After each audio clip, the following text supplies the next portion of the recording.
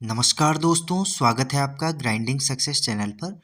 दोस्तों, आज इस वीडियो में हम निजी प्रतिरक्षा यानी कि प्राइवेट डिफेंस के बारे में पढ़ेंगे कि प्राइवेट डिफेंस क्या है और किन किन परिस्थितियों में हमें प्राइवेट डिफेंस करने का अधिकार मिला है। तो देखते हैं सबसे पहले कि प्राइवेट डिफेंस यानी कि निजी प्रतिरक्षा क्या है।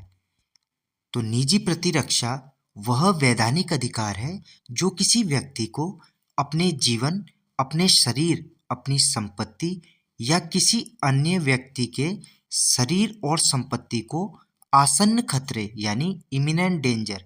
आसन्न खतरे का मतलब होता है दोस्तों जो निकट, जो हाल ही में होने वाला है, उस खतरे से बचाव करने के लिए उचित बल प्रयोग करने की अनुमति देता है। ऐसा करने पर वह अपराधी नहीं माना जाएगा।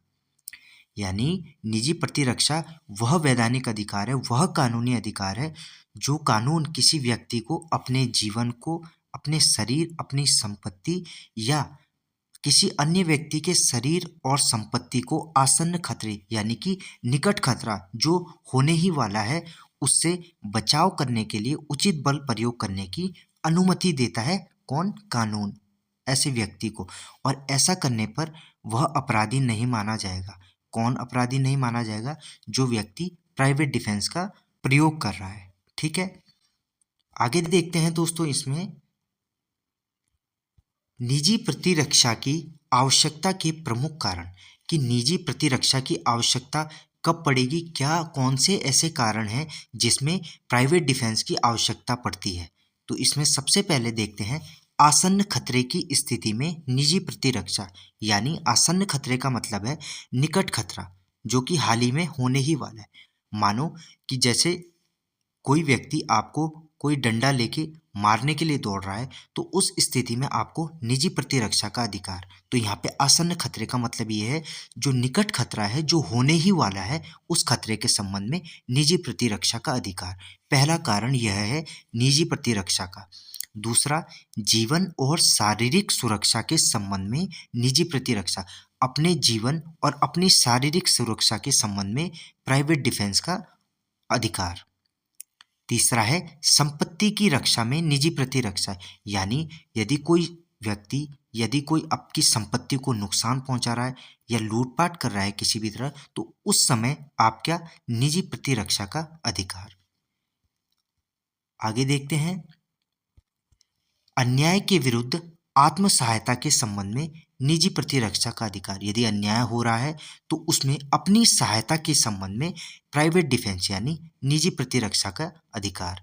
सामाजिक संतुलन बनाए रखने में सहायक। सामाजिक संतुलन बनाए रखने में सहायक निजी प्रतिरक्षा का अधिकार।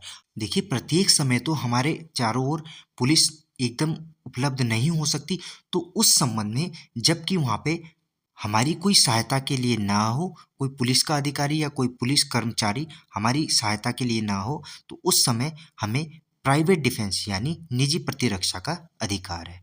तो दोस्तों, ये थे निजी प्रतिरक्षा की आवश्यकता के प्रमुख कारण, ऐसे कारण जिसमें निजी प्रतिरक्षा की हमें आवश्यकता पड़ती है। आगे देखते हैं निजी प्रतिरक्षा से संबंधित ध्यान रखने योग्य बातें। तो निजी प्रतिरक्षा के संबंध में ध्यान रखने वाली कौन सी बातें हैं, इन बातों को जानते हैं। देखिए, सबसे पहले कि खतरा तुरंत होने वाला, आसन्न होना चाहिए। यानी कि हम निजी प्रतिरक्षा का उपयोग तभी करेंगे जबकि खतरा तुरंत होने वाला यानी कि आसन्न, यानी कि निकट हो खतरा। जैसा कि मैंने आपको अभी ऊपर बताया, यदि कोई व्यक्ति आपको चाकू लेकर मारने के लिए दौड़ रहा है, तो उस समय आपको निजी प्रतिरक्षा का अधिकार है। परंतु यदि कोई व्यक्ति आपको ऐसे कहता है कि मैं आपको कल डंडे से मारूंगा, तो उस संबंध में आपको निजी प्रतिरक्षा का अधिकार नहीं होगा। ठीक है, इस बात को ध्यान रखना है।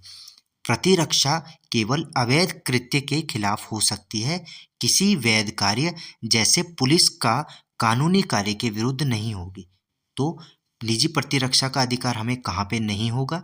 तो प्रतिरक्षा केवल अवैध कार्य के खिलाफ हो सकती, जैसे कोई आपको डंडे से मार रहा है या चाकू से आप पे प्रहार कर रहा है, तो उस संबंध में ऐसे अवैध कृत्य के खिलाफ प्रतिरक्षा का अधिकार है। परंतु किसी वैध कार्य जैसे पुलिस का कानूनी कार्य, इसके विरुद्ध आपको निजी प्रतिरक्षा का अधिकार नहीं मिला है। ठीक है, इस संबंध में आप अपने निजी प्रतिरक्षा अधिकार का उपयोग नहीं कर सकते। आगे देखते हैं, जब हमला रुक जाए या खतरा टल जाए तो निजी प्रतिरक्षा का अधिकार भी समाप्त हो जाता है। मानो यदि कोई आपको डंडा लेकर मारने आ रहा है तो उस संबंध तक ही आपका निजी प्रतिरक्षा का अधिकार है, परंतु यदि वह आपको अब डंडा लेकर नहीं मार रहा है तो उस जैसे ही खतरा वहां पे टल जाएगा तो आपका निजी प्रतिरक्षा का अधिकार भी वहीं पे समाप्त हो जाएगा। ठीक है, आगे देखते हैं, निजी प्रतिरक्षा का उद्देश्य बदला लेना नहीं है बल्कि खतरे से रक्षा करना है। निजी प्रतिरक्षा का उद्देश्य ये बिल्कुल भी नहीं है कि कोई किसी से बदला ले, ये निजी प्रतिरक्षा का उद्देश्य नहीं है। निजी प्रतिरक्षा का मतलब है यानी कि अपनी किसी खतरे से रक्षा करना, अपने शरीर की, अपनी संपत्ति की रक्षा करना। ठीक है, तो दोस्तों ये थे निजी प्रतिरक्षा से संबंधित ध्यान रखने योग्य कुछ महत्वपूर्ण बातें। आगे देखते हैं, अब देखते हैं दोस्तों निजी प्रतिरक्षा के संबंध में भारतीय न्याय संहिता यानी बीएनएस की प्रमुख धाराएं। तो बीएनएस में ऐसी कुछ प्रमुख धाराएं दी गई हैं जो हमें निजी प्रतिरक्षा के संबंध में बताती हैं। तो इसमें देखते हैं, सबसे पहले धारा 34, बीएनएस की धारा 34 कहती है निजी प्रतिरक्षा में की गई बातें। तो बीएनएस की भारतीय न्याय संहिता की धारा 34 में यह बताया गया है, निजी प्रतिरक्षा में की गई बातें यानी कि कोई बात अपराध नहीं है जो निजी प्रतिरक्षा के अधिकार के प्रयोग में की जाती है। तो बीएनएस यानी भारतीय न्याय संहिता की धारा 34 यह बोलती है कि कोई बात अपराध नहीं है जो निजी प्रतिरक्षा के अधिकार के प्रयोग में की जाती है। ठीक है, आगे देखते हैं धारा 35। धारा 35 क्या कहती है? धारा 35 कहती है शरीर और संपत्ति की निजी प्रतिरक्षा का अधिकार। ठीक है दोस्तों, तो धारा 35 में शरीर और संपत्ति की निजी प्रतिरक्षा के अधिकार के संबंध में बात की गई है।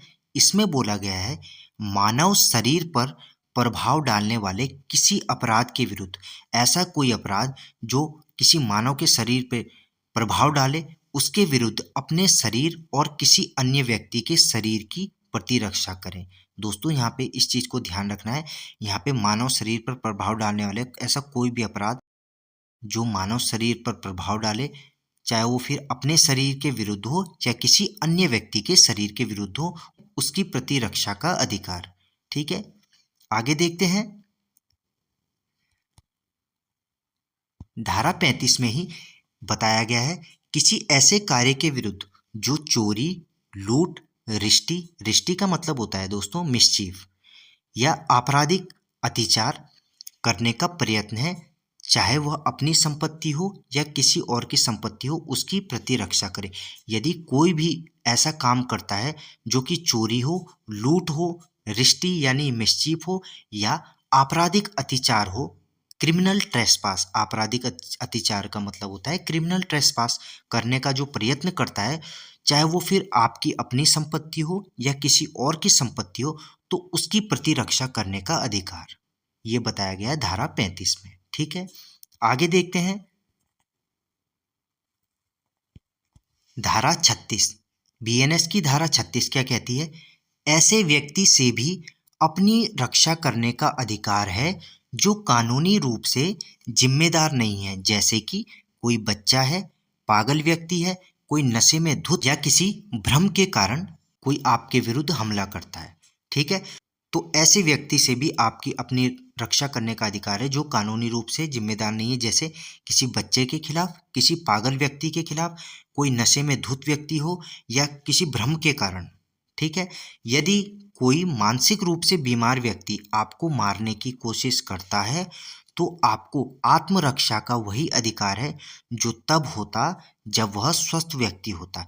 यदि इसके कहने का मतलब है यदि कोई मानसिक रूप से बीमार व्यक्ति आपको मार रहा है, आपको मारने की कोशिश कर रहा है, तो आपको उसके प्रति भी वही आत्मरक्षा का अधिकार वही प्राप्त होगा यदि वह तब होता जब वह स्वस्थ होता। ये जो आदमी मानसिक रूप से बीमार है, यदि वह स्वस्थ होता और आपके खिलाफ या आपके विरुद्ध कोई अपराध करता तो उस संबंध में जो आपको प्रतिरक्षा का अधिकार मिलता वह अब भी मिलेगा जबकि वह मानसिक रूप से बीमार है। ठीक है, तो इसमें यह बताया गया है। इसको दोस्तों एग्जाम्पल से समझते हैं।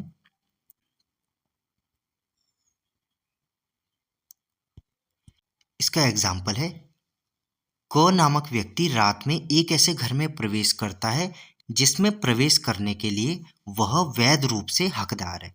तो क नाम का एक व्यक्ति है, वो रात को ऐसे घर में प्रवेश करता है जिसमें प्रवेश करने के लिए वह वैध रूप से हकदार है। और बी कौन है? बी सद्भाव पूर्वक यानी कि गुड फेथ में, बी गुड फेथ में क को ग्रह भेदक समझकर क पर आक्रमण करता है।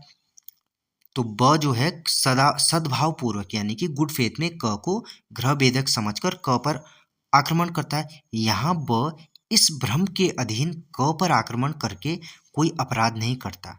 देखिए, ब ने भ्रम के अधीन काम किया है, तो ब ने भ्रम के अधीन क पर आक्रमण करके यहाँ पे कोई भी अपराध नहीं किया है, किंतु क नाम का जो व्यक्ति है जिस पे आक्रमण हुआ है वह ब के विरुद्ध प्राइवेट प्रतिरक्षा का वही अधिकार रखता है जो वह तब रखता जब ब उस भ्रम के अधीन कार्य नहीं करता।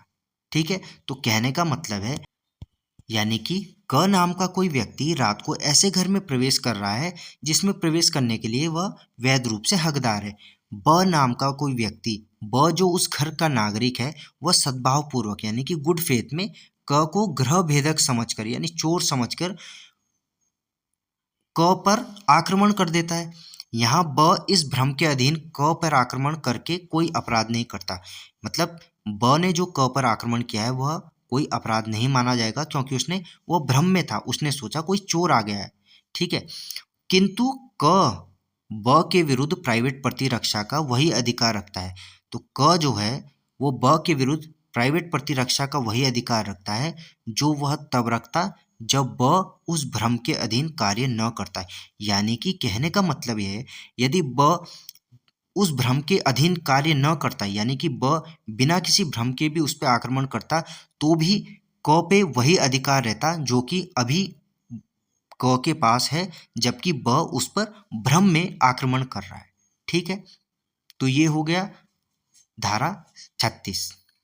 ठीक है, तो यह है दोस्तों धारा 36 में बताया गया है। आगे देखते हैं धारा 38। धारा 38 क्या कहती है? शरीर की निजी प्रतिरक्षा के अधिकार का विस्तार मृत्यु कारित करने पर कब होता है? मृत्यु दोस्तों यहाँ पे एक कारित होगा, मृत्यु कारित करने पर कब होता है? यानी कि आप जो प्राइवेट डिफेंस का यूज कर रहे हो उसका विस्तार आप सामने वाले को मृत्यु कारित करने तक आपका कब तक होता है? यानी कि कहने का मतलब है, आप अपने शरीर की निजी प्रतिरक्षा के अधिकार का विस्तार किसी सामने वाले की, जो आप पे आक्रमण कर रहा है, जो आपके खिलाफ अपराध कर रहा है, उसकी मृत्यु कारित करने पर कब तक होता है। ठीक है, तो इसको समझते हैं। ऐसा हमला जिससे युक्तियुक्त रूप से यह आशंका हो कि अन्यथा ऐसे हमले का परिणाम मृत्यु होगा। यदि आप पर कोई आक्रमण कर रहा है, यदि कोई आप पर हमला कर रहा है किसी प्रकार का, और यदि आपको ऐसा लगे, वहाँ पे युक्तियुक्त रूप से यह आशंका हो कि यदि आपने प्राइवेट डिफेंस में उसको नहीं मारा तो वह आपको मार देगा, यानी कि ऐसे हमले का परिणाम मृत्यु होगा, ऐसे में वो आपकी मृत्यु कर सकेगा। तो ऐसे में उस अपराधी के खिलाफ निजी प्रतिरक्षा का अधिकार मृत्यु कारित करने तक का होता है। ठीक है, आगे देखते हैं इसमें।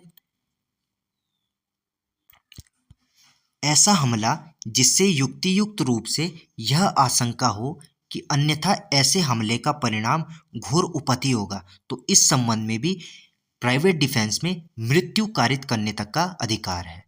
तो और तीसरा है बलात्संग करने के आशय से किया गया कोई हमला, कोई भी रेप कमिट करने की कोशिश कर रहा है तो उस संबंध में भी निजी प्रतिरक्षा का अधिकार मृत्यु कारित करने तक का होता है।